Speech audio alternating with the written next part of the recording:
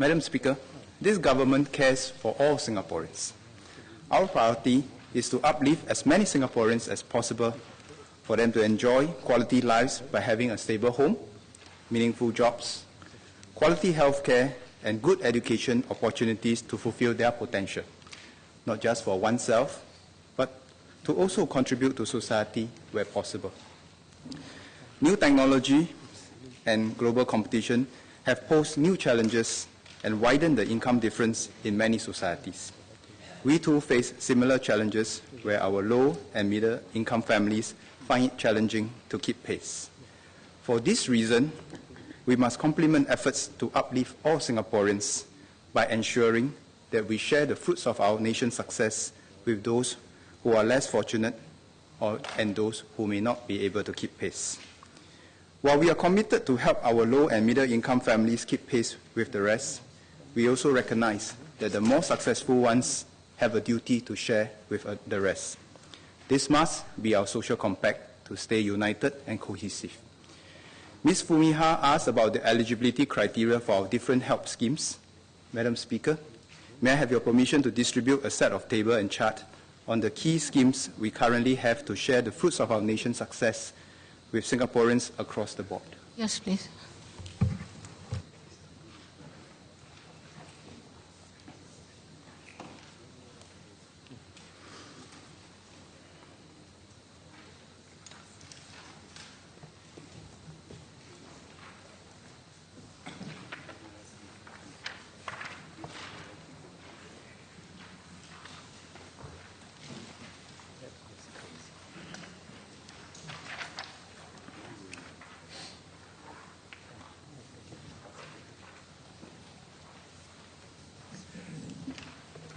Madam Speaker, this list is illustrative and by no means exhaustive. It illustrates how we share the fruits of our success with all Singaporeans by providing more for those with less. Our strategy is to have multiple lines of assistance to help fellow Singaporeans with differing needs.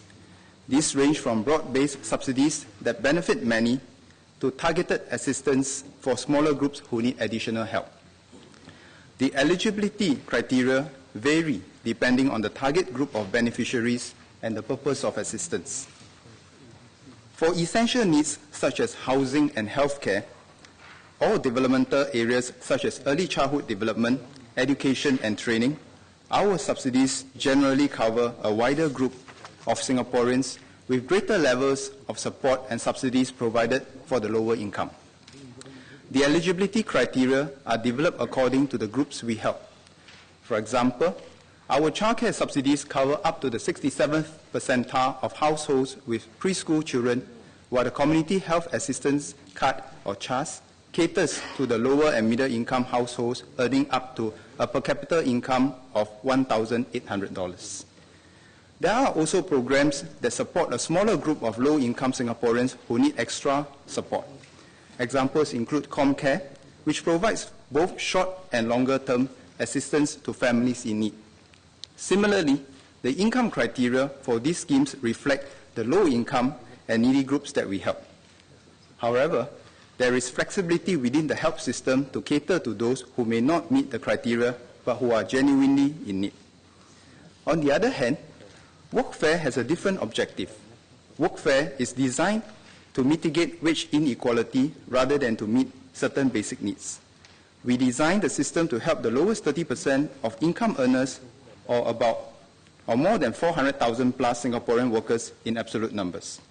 These schemes allow our lower income workers to narrow the wage gap and to share in the nation's success. Mr. Yee Jian Jong asked how we avoid a cliff effect for ComCare. ComCare applicants are assessed holistically to determine their needs and circumstances, taking into account overall circumstances beyond income. Factors like household size, number of schooling children, and medical conditions are considered. We mitigate any cliff effect by having a gradation of assistance given to families who fall within the eligibility criteria.